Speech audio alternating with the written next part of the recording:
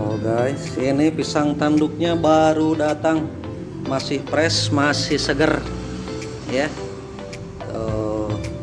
Jadi saya di sini bikin resep bukan buat di rumah, rekomendasi buat teman-teman yang mau jualan. Oke? Ya, halo, assalamualaikum teman-teman, sahabat Barokah Cida Channel. Untuk video nerusin video kemarin ya, ini saya mau review pisang jenis-jenis pisang tanduk yang cocok untuk jualan pisang goreng tanduk. Di sini saya punya 3 jenis pisang tanduk ya, yang semuanya itu bisa digunakan untuk pisang goreng tanduk. Yang pertama di sini ada pisang tanduk Sukabumi. Di sini saya biasa pakai pisang tanduk ini. Yang ini pisang tanduk dari Lampung dan yang ini pisang kapas. Lalu selanjutnya kenapa saya pakai pisang tanduk yang dari Sukabumi ini, karena pisang tanduk yang dari Sukabumi ini teksturnya lebih pulen gitu, lebih enak, dan dari segi warnanya tuh dalamnya lebih kuning ke oranye-oranyan.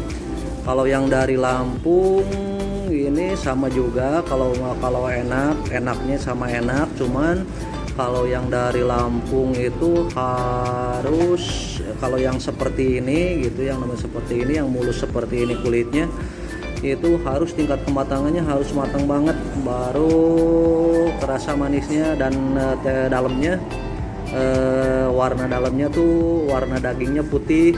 Dan yang ini adalah jenis pisang kapas. Pisang kapas juga enak, sama seperti pisang Lampung. Ini harus tingkat kematangannya harus matang karena sedikit agak asam ya. Baiklah, kita akan coba dikupas satu persatu dan kita lihat isinya seperti apa. Setelah dikupas hasilnya seperti ini. Ini yang tengah sengaja saya nggak kupas karena buat membedakan aja. Ini dalamnya seperti ini. Kalau yang ini warnanya agak ke kuning-kuningan, kalau yang tengah itu putih, dan yang ini yang kapas warnanya seperti ini. Tapi semua pisang yang ada ini sebenarnya semuanya enak semua gitu, cuman dari segi kematangannya aja yang harus diperhatikan. Oke, selanjutnya saya kasih tahu seberapa menjanjikan sih usaha pisang goreng gitu. Kebetulan kan banyak yang menganggap kalau jualan pisang goreng itu hanya usaha kecil-kecilan. Tapi setelah saya jalani, saya coba sendiri, alhamdulillah lumayan lah buat nambah-nambah gitu. Ini di sini saya punya 2 outlet. Ini yang satunya rata-rata satu outlet itu bisa menghabiskan kurang lebih 70 sampai 80 kilogram pisang tanduk ya, dengan omset kurang lebih antara 800 sampai 1 juta rupiah gitu.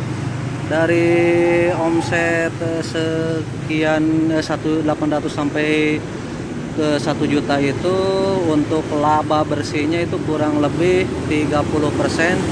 Ya kita bagi aja, kalau misalkan kita satu outlet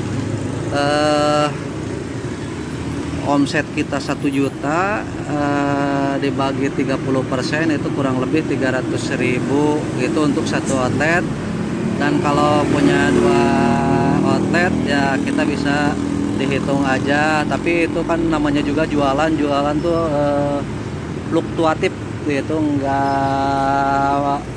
nggak tentu gitu, kadang ada rame, kadang ada sepinya juga. Tapi itu adalah untuk kurang lebih segitu. Oh ya, saya kasih tahu dulu, itu segitu, omset segitu itu udah dipotong untuk biaya 1 orang karyawan, terus biaya sewa tempat, dan juga bayar listriknya.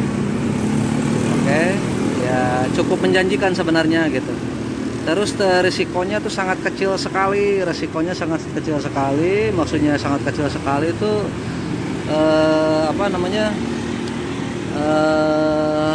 nggak ada yang kebuang gitu,